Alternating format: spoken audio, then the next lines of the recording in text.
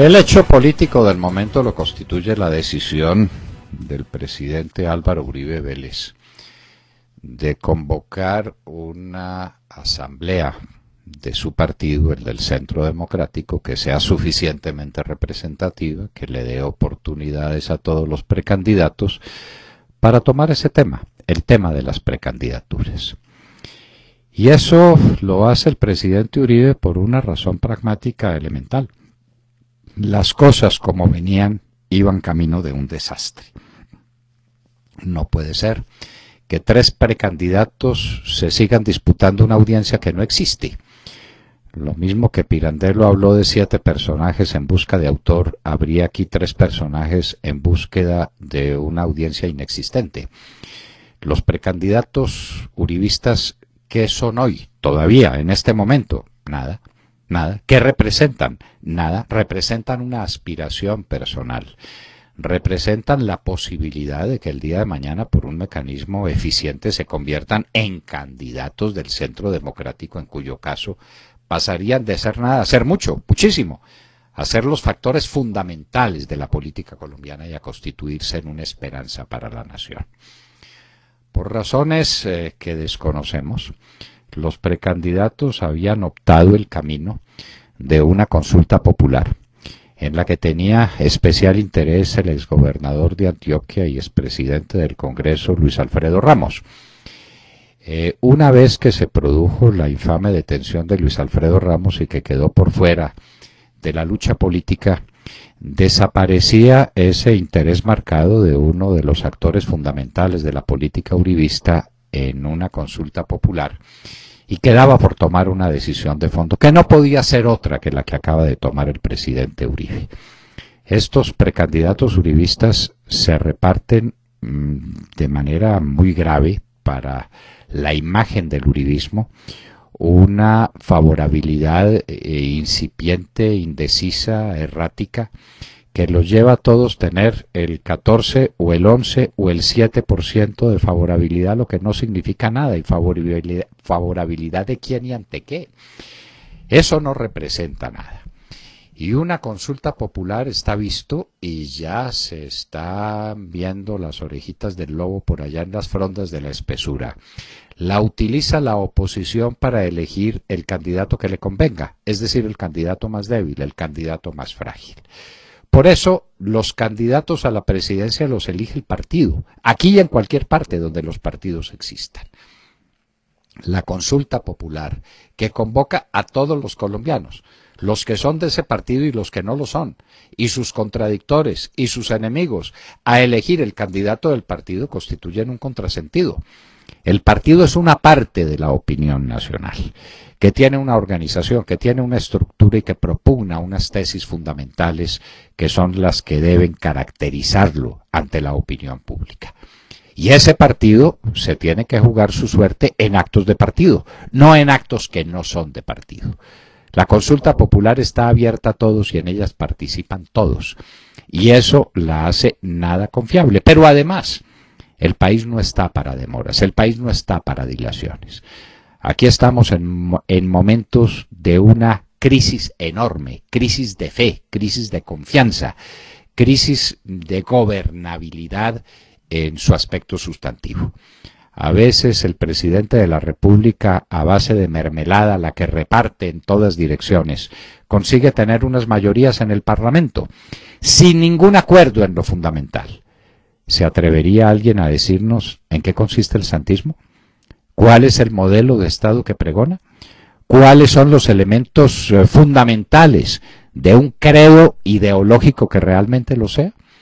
La respuesta es inexistente. El santismo no existe. Lo que existe es una convergencia de intereses que es muy poca cosa para hacer una política alta y noble. Entonces, ante la ausencia de ese santismo y la presencia en el santismo de fuerzas políticas tan disímiles, el país se siente consternado, se siente abandonado. El santismo está fracasando con sus diálogos de paz. Esta 15ª ronda que acaba de terminar en La Habana terminó de manera tan melancólica y tan dramáticamente negativa como las 14 anteriores. Es que ni siquiera saben qué es lo que están conversando. Mientras tanto, vuelan los vagones del Cerrejón. Mientras tanto, sitian a sangre y fuego al departamento del Chocó. Mientras tanto, siguen gobernando el tema del narcotráfico. Mientras tanto, tienen la zona del Catatumbo como una zona de candela para el desarrollo de sus actividades de narcotráfico y de sus operaciones nada santas en la frontera. Y eso el país lo resiente. Este es un país extorsionado, este es un país que perdió el rumbo de la seguridad democrática. Y es un país que está haciendo una economía que nadie sabe finalmente cuál es. Es una economía también errática, difusa, que hoy tiene unas cifras, las cifras buenas vienen todas del impulso enorme con que recibió el país el presidente Santos, y lo demás está por verse. Que la locomotora de la infraestructura no existe, sencillamente no existe. ¿Qué es que Santos va a sentar las bases para un desarrollo de infraestructura gigantesca? No me diga que se necesitan 4 años para planear unas licitaciones cuando todo estaba dado para continuar con un ritmo ascendente en el crecimiento de la infraestructura. El apoyo a la industria. Es un país que se desindustrializa, lo que es fácil decirlo. En un país en pleno desarrollo, perder el impulso industrial es perder las posibilidades del porvenir, nada menos que eso. El campo está abandonado. En este momento estamos abocados a una nueva crisis campesina de grandes proporciones porque el gobierno no sabe, no puede, no responde a las exigencias del campo. Y nombra a un ministro de Agricultura que tiene más inhabilidades que posibilidades de acción.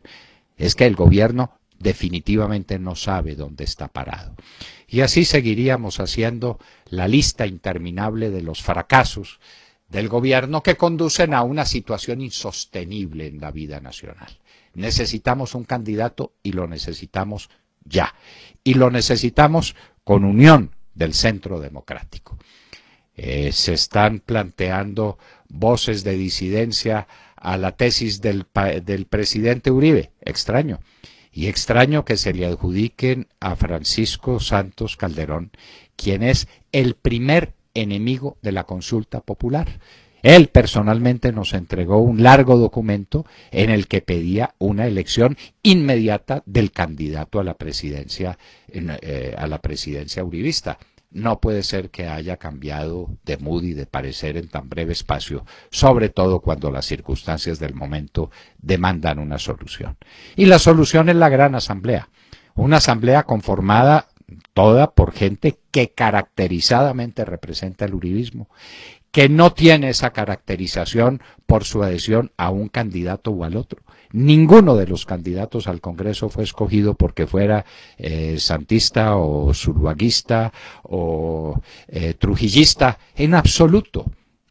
Fueron elegidos porque representaban el uribismo y porque eran compañeros ideales en la gran lucha que desde el Congreso librará el presidente Álvaro Uribe Vélez por la recomposición nacional. De manera que esa asamblea es el medio perfecto para dirimir estas dificultades, para darle al país un candidato y para cambiar radicalmente la política colombiana. Y eso es a lo que le temen algunos. Y por eso están insinuando la división. Y por eso le están haciendo grande despliegue a unas declaraciones aparentemente precipitadas que hizo Francisco Santos cuando sabemos que después ha manifestado otra vez su voluntad de disciplina y de ser claro en este proceso.